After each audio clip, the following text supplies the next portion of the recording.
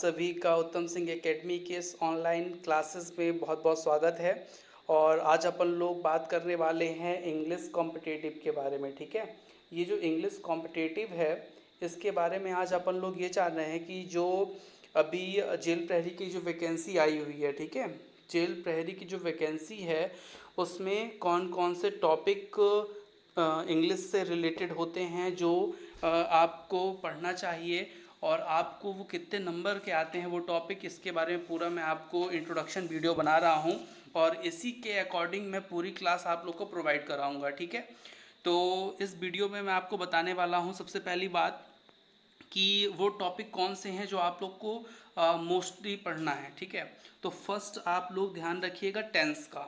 Tense इतना ज़्यादा important topic है, आप अगर जेल प्रहरी के एग्ज़ाम की बात करें तो कम से कम आप इसको माने तो 2 से 3 नंबर का टेंस आता है। अच्छा, पहली बात तो जो स्टूडेंट हैं वो टेंस को कैसे पढ़ते हैं, पढ़ते ऐसे हैं जैसे कि present indefinite, present perfect, present continuous, इस तरह से पढ़ते हैं।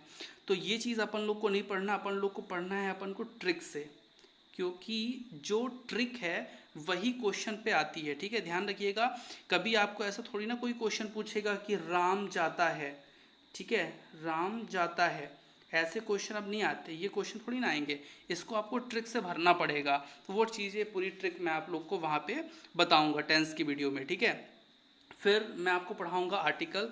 आर्टिकल भी बहुत ज़्यादा इंपॉर्टेंट टॉपिक है और इससे भी रिलेटेड आप 2 से 3 क्वेश्चन ही एग्ज़ाम में पाएंगे। ठीक है, तो आर्टिकल बहुत ही ईजी वे में और बहुत ही कम समय में बहुत अच्छा आर्टिकल आप लोग को पढ़ा दूंगा कि आर्टिकल के आपके क्वेश्चन, टेंस के क्वेश्चन आपके गलत हो ही नहीं सकते। ठीक है, अपन लोग अब बात करेंगे पार्ट्स ऑफ स्पीच की। ठीक है, पार्ट्स ऑफ स्पीच की अगर अपन लोग बात करें तो पार्ट्स ऑफ स्पीच में आप लोग को मैं कई टॉपिक बताऊंगा जो मोस्टली एग्जाम में पूछे जाते हैं और पूछे जाएंगे भी।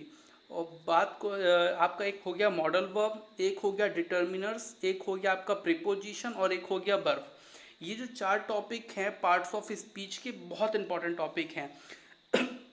सभी से अगर आप मान के चलें तो कम से कम 1 से 2 नंबर सभी के क्वेश्चन आएंगे। इससे एक क्वेश्चन तो आएगा डेफिनेटली, श्योर, आप लिख के ले लीजिए आज और उससे जब पेपर दे लीजिएगा तो जाके देख लीजिएगा कि सही आया कि नहीं, तो आप बोलेंगे हाँ सर जो आपने बताया था वो चीज़ आई हैं। ठीक है, तो ये 1 नंबर तो कंफर्म मानिए और 2 नंबर भी हो सकते हैं। कोई कोई टॉपिक्स जैसे प्रीपोजिशन बहुत इंपॉर्टेंट टॉपिक है, 2 से 3 नंबर का भी ये हो सकता है। ठीक है, और आपका मैं कुछ अनदर टॉपिक की बात करूंगा कि और कौन से टॉपिक हैं जिनको आपको पढ़ना चाहिए।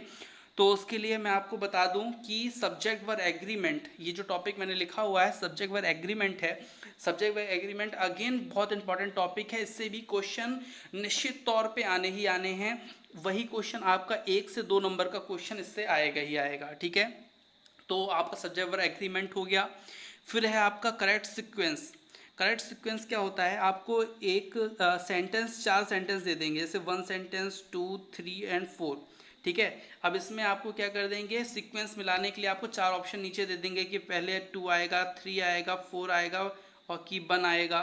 फिर इसी तरह से आपको 4 ऑप्शन मिलेंगे, आपको करेक्ट करके बताना है कि कौन सा ऑप्शन सही है और किस सीक्वेंस में आपके आंसर रहेंगे। ठीक है, फिर आता है ट्रांसफॉर्मेशन सेंटेंस। ट्रांसफॉर्म सेंटेंस क्या कहलाता है, इसमें क्या होता है कि सेंटेंस आपको दिया रहेगा, उसको राइट करके क्या करेगा, सेंटेंस को दे देगा। मतलब जैसे मान लीजिए बोल देता है राम खाना खाता है नहाने के बाद। ठीक है, और उसी सेंटेंस को घुमा फिरा के दे देगा कि राम खाना खाता है नहाने से पहले, नहाने के बाद, कि मतलब उस एक ही सेंटेंस को अलग अलग डिफरेंट वे में आपको लिख के दे देगा और उसको आपको बताना पड़ेगा कि कौन सा सेंटेंस सही है। ट्रांसफॉर्मेशन सेंटेंस कहलाता है।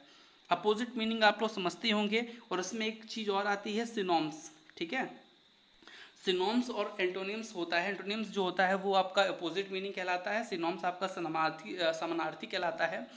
तो ये भी बहुत इंपॉर्टेंट है। इस टॉपिक को मैं आपको थोड़ा सा मतलब चीज़ से बता दूंगा कि कैसे करना है, क्योंकि ये बहुत बड़ा टॉपिक होता है।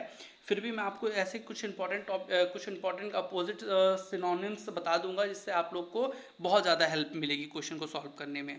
अब आता है एरर। एरर डिटेक्शन, ये आपके कहना चाहिए कि बैंकिंग में भी आता है और एमपीएसआई जैसे कई एग्जामों के लिए इंपॉर्टेंट है।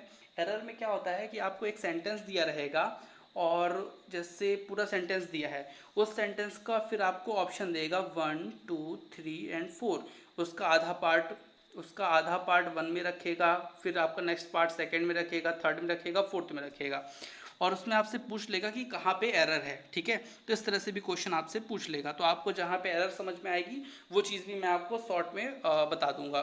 ठीक है, फिर आती है बात प्रीफिक्स और सुफिक्स। प्रीफिक्स और सुफिक्स क्या कहलाता है? ये कहलाता है आपका उसी प्रकार से जैसे आपने हिंदी में पढ़ा होगा उपसर्ग और प्रत्यय। उपसर्ग और प्रत्यय को इंग्लिश में क्या कहते हैं? प्रीफिक्स और सुफिक्स कहते हैं। ठीक है, फिर आता है पंक्चुएशन। पंक्चुएशन क्या होता है? जैसे एक कोई सेंटेंस आप लिख रहे हैं तो उसमें कहाँ पे कॉमा लगना है, कहाँ पे आपको फुल स्टॉप लगना है, कहाँ पे क्या चीज़ें लगनी है, कहाँ पे आपका है ना इस तरह की लाइन लगती है। तो जो भी चीज़ें होती हैं किस प्रकार से यूज की जाती हैं चिन्हों को, तो उस चीज़ को अपन लोग देखेंगे पंक्चुएशन में। तो ये मोस्टली टॉपिक हैं जो आपके जेल प्रहरी के एग्ज़ाम के लिए बहुत ज़्यादा इंपॉर्टेंट हैं, और इन्हीं पर बेस्ड मैं आपको डेली एक वीडियो किया करूँगा, उपलब्ध कराया करूँगा, जिससे आप लोग अच्छे से अच्छी तैयारी कर पाएँ और अच्छे से अच्छा नंबर लेके एक गवर्नमेंट पोस्ट सेलेक्ट हो पाएँ। ठीक है, तो आज की वीडियो में इतना ही रखता हूँ। बहुत बहुत आप लोग को जो आने वाला एग्ज़ाम है उसके लिए कॉन्ग्रेचुलेशंस। Thank you.